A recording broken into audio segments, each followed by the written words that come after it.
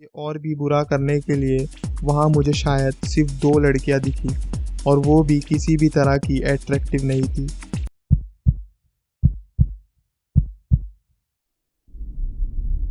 ये मेरा यूनिवर्सिटी का पहला साल था, जब मैंने अपने सारे सामान को कमरे में अनपैक किया और मेरी फैमिली अभी-अभी चली गई थी मुझे यूनिवर्सिटी में ड्रॉप करके। थोड़ी देर बाद मेरे रूममेट ने भी अपना कमरा ऑक्यूपाई किया।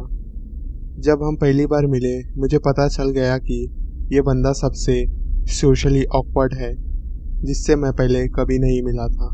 मैंने अपना नाम अभिनव बताया और हाथ बढ़ाया, पर उसने पहले मुझसे हाथ मिलाते हुए मेरी तरफ देखा, फिर हंसते हुए बोला ओह, और मुझसे एक बेचैन मछली की तरह हाथ मिलाया। उसके हाथ मिलाने के बाद मैंने उससे उसका नाम पूछा, क्योंकि उसने अपना नाम सामने से नहीं बताया। उसका नाम दीप था। मैंने छोटे छोटे सवालों के जवाब में बातचीत करने की कोशिश की, पर वो बस हाँ या ना जवाब देता था। कभी कभी बेसुध होकर हंसता या मुस्कुराता था। कुछ ही मिनट में हम दोनों अपने अलग अलग बेड्स पर अपने लैपटॉप के सामने बैठ गए और एक दूसरे से बिल्कुल बात नहीं कर रहे थे। मुझे दुख हुआ और मैंने सोचा कि मैं बदले में दूसरे रूममेट के साथ रहने के लिए अनुरोध करूँगा। दीप से तो कोई भी अच्छा रूममेट होगा। मैंने सोचा कि दीप बहुत ही ऑकवर्ड लड़का है, लेकिन मुझे जल्दी ही पता चला कि वो इससे ज़्यादा ऑकवर्ड है। मैं अपने फ्लोर के कुछ और बच्चों से मिला और वो मुझे अच्छे लगे, तो ये अच्छी बात थी।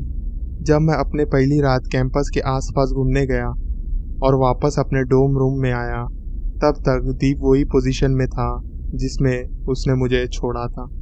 मैंने कहा क्या हाल है दीप, और उसने जवाब नहीं दिया, जैसे मुझे कोई आशा नहीं थी।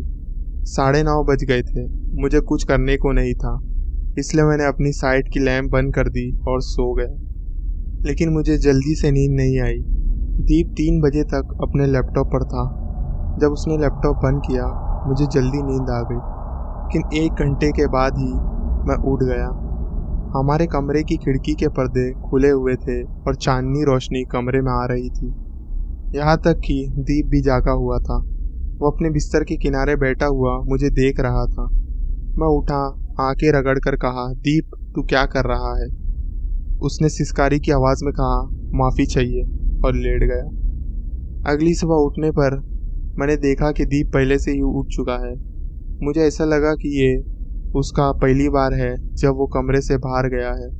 वो एक सैटरडे था, साल का पहला सैटरडे, जिससे ओरिएंटेशन और कैंपस के त्यौहार शुरू होते हैं। ओरिएंटेशन के दौरान जब हम अपने ग्रुप के साथ स्कूल के बगीचों से गुजर रहे थे, मुझे कुछ स्टूडेंट्स की आवाज़ सुनाई दी जो मेरे आगे जा रहे थे। वो कह रहे थे ये लड़का अंदर क्या कर रहा है। मैंने देखा कि वो दीपी था। वो बिल्कुल बुशेस के पीछे मिट्टी में बैठा हुआ और एक पेड़ की डाल से अपना हाथ रगड़ रहा था। ओरिएंटेशन लीडर ने उसे नहीं देखा, वरना वो ज़रूर कुछ बोलती। मैं चुपचाप निकल गया, कुछ नहीं बोला। बाद में मैंने उन दोनों स्टूडेंट्स को बताया कि वो मेरा रूममेट है, जिससे मैंने पहचान बनाने के लिए शुरुआत की थी और दोस्त बनाने की कोशिश की। उन्होंने माफ़ी मांगी। हम सबको नहीं पता था कि वो परिस्थिति में हंसना चाहिए या नहीं, पर हम हंसे। मैंने उन दोनों स्टूडेंट से दोस्ती की और रात को मिलने के लिए प्लान बनाया। जब मैं अपने कमरे में वापस आया, तब तक दीप डेस्क चेयर पर बैठा हुआ था, दरवाजे की तरफ मुंह किया हुआ। मैंने कहा, ओह क्या हाल है? उसने सीधे तौर पर कहा, कुछ नहीं। मैं अपने बिस्तर पर बैठ गया और अपने लैपटॉप खोल दिया। तब मुझे याद आया कि मैंने इसे लॉक नहीं किया था। मुझे पता चला कि मेरी सारी ईमेल खुली हुई है। मुझे यकीन था कि मैंने उन्हें कभी नहीं पढ़ा था और मेरी कुछ फोल्डर खुल गए थे। लगता है कि वो मेरे लैपटॉप में छानबीन किया है। जब मैंने उसे पूछा कि क्या उसने ये किया है, तो उसने ज़ोर से बोला, नहीं। मेरा सवाल पूरा होने के एक आधे सेकंड बाद मुझे वो पढ़ लिया गया। पता था मुझे कि वो क्रीपी लड़का मेरे लैपटॉप में छानबीन किया था जब मैं बाहर था, लेकिन मैंने उसका पीछा नहीं किया। मैं वहाँ से कल तक निकल जाऊँगा, इसलिए मैंने कुछ नहीं किया। रात को मैं बीच रात में आवाज़ सुन के उठा, जैसे कोई जीप खोल रहा हो।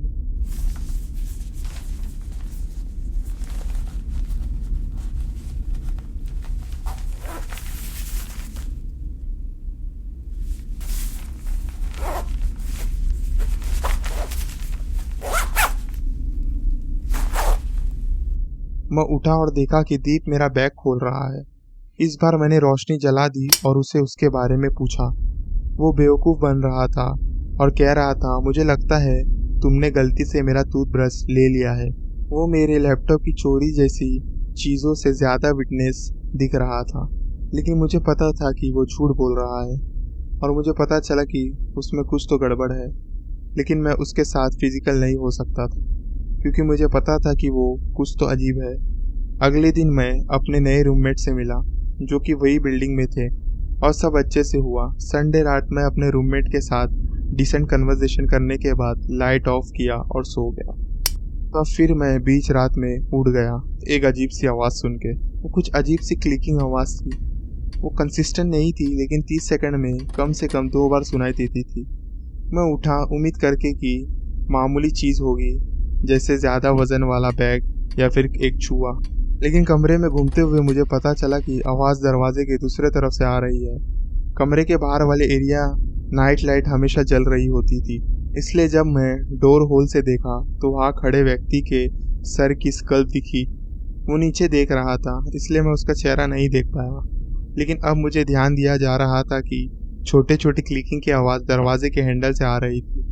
मुझे यकीन था कि व्यक्ति दरवाजे को खोलने की कोशिश कर रहा है। मैंने कैंपस पुलिस डिपार्टमेंट का नंबर डायल किया और वो कमरे के कॉमन एरिया में 5 मिनट में पहुंच गए। तब तक मुझे लगा कि दरवाज़ा खुलना सुरक्षित है।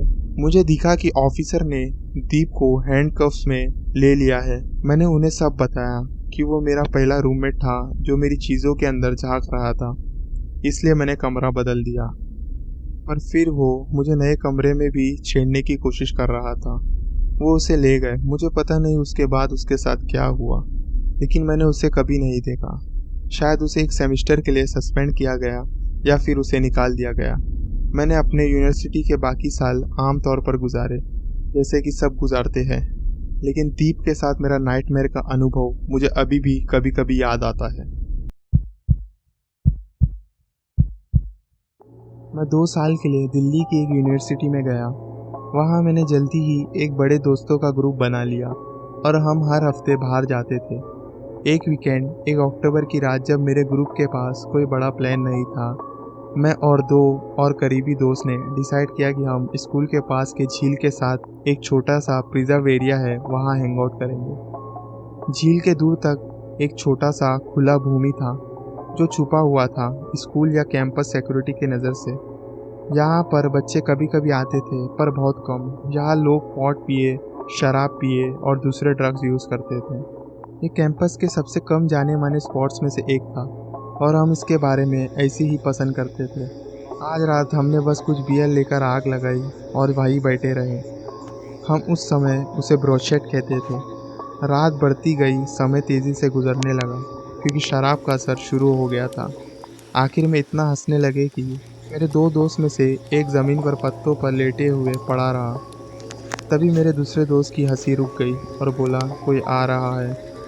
हम सब ने सुनना शुरू कर दिया और दूरी में पत्तों और डालों की कंचन सुनी, क्योंकि हम सब की 21 साल से कम उम्र थी और कैंपस पुलिस का झंडा ले आने की आदत थी कि वो आते थे वुड्स में स्टूडेंट्स को ड्रग लेते हुए पकड़ने के लिए। हमने बाकी बियर बैकपैक में छुपा दी। मुझे कुछ नशा था, शायद सबका साथ वही हाल था। आँख से हमें दिख रहा था कि कोई वुड से गुजर रहा है, लेकिन चीज़ ये थी कि ये जगह इतनी कम जानी जाती थी और कैंपस के इतने दूर थी कि किसी और व्यक्ति को इतने गहरे जंगल में बहुत कम देखने को मिलता था, जैसे कि अब सिर्फ एक व्यक्ति दूरी में था। दूर में किसी लकड़ी टूटने की आवाज़ सुन के सब डर गए। हम सब सामना करने वाले नहीं थे, इसलिए हम में से कोई भी व्यक्ति हिम्मत करके खड़े होकर व्यक्ति को बुलाने की हिम्मत नहीं कर पा रहा था। इसके बजाय हम सब चुपचाप बैठे रहे और एक दूसरे को चुप करवाते रहे। हमने महसूस किया कि कोई व्यक्ति या कुछ चीज़ें हमारे आसपास घूम रही है, या कम से कम हमारे छोटे से कैंप साइट के आसपास सी शेप में चल रही है। ये लिटरली लगा कि हम the Blair which project movie में हैं, क्योंकि ये आवाज़ें करीबी दूरी में थी, जैसे कि ट्री ब्रांचेस टूटने की आवाज़ और ज़मीन पर पत्तों की कंचन। और हम हंसने लगे, पर धीरे धीरे मुझे डर होने लगा कि ये किस व्यक्ति या चीज़ का कारण हो सकता है। एकदम से एक बहुत बड़ी थप्पे की आवाज़ ने हम तीनों को भगा दिया। पहले मुझे समझ नहीं आया, लेकिन मैंने देखा कि आवाज़ का कारण एक लकड़ा था जो हमारे छोटी सी आग के बीच में फेंक दिया गया था। मेरे दो दोस्त में से एक भागने लगा, जबकि मेरा दूसरा दोस्त और मैं एक दूसरे को देखकर बैठ गए, आधा हंसते हुए और आधा चिंता में। मुझे ऐसा लगा कि हमें अभी तक समझ नहीं आया कि ये शायद कोई मजाक है या नहीं। तब मेरे दोस्त ने दर्द से चीख निकाली जब उसको एक लकड़ी चेहरे पर लगी। मैंने बैकपैक पकड़ा और अपने दोस्त को उठाया और हम दोनों अपनी डोम की तरफ भागे। जब हम नेचर प्रिजर्व और डोम के बीच वाले रास्ते तक पहुंचे तब हम सांस लेने के लिए रुक गए, लेकिन जो भी व्यक्ति हमारे पीछे था वो हमारे पीछे आ रहा था। जब हमने रास्ते तक कदम बढ़ाया तब हम फुटस्टेप्स को सुन सकते थे जो रास्ते के नज़दीक आते जा रहा था। हम भागते रहे और जब हम अपनी डोम तक पहुंचे तो हमारा दूसरा दोस्त अपने कमरे में पहले से ही मौजूद था। हमने उसके कमरे की खिड़की से बाहर देखा। वो व्यक्ति पेड़ों के बीच में आगे पीछे चल रहा था और हर बार जब कोई गार्डन से गुजरता तो वो पेड़ों में फिर से छुप जाता था। आखिर में जो व्यक्ति था वो वापस पेड़ों के अंदर चला गया और हमसे कभी नहीं मिला। हम अपने डोम में ड्रिंकिंग सेशन जारी रखे और 10 मिनट के अंदर हम सब हंसने लगे। लेकिन अगली सुबह हम सबको समझ में आया कि हमने जो अनुभव किया था वो कितना डरावना था। उसके बाद से हम रात के बाद अंधेरे में कभी भी पेड़ों के अंदर नहीं गए।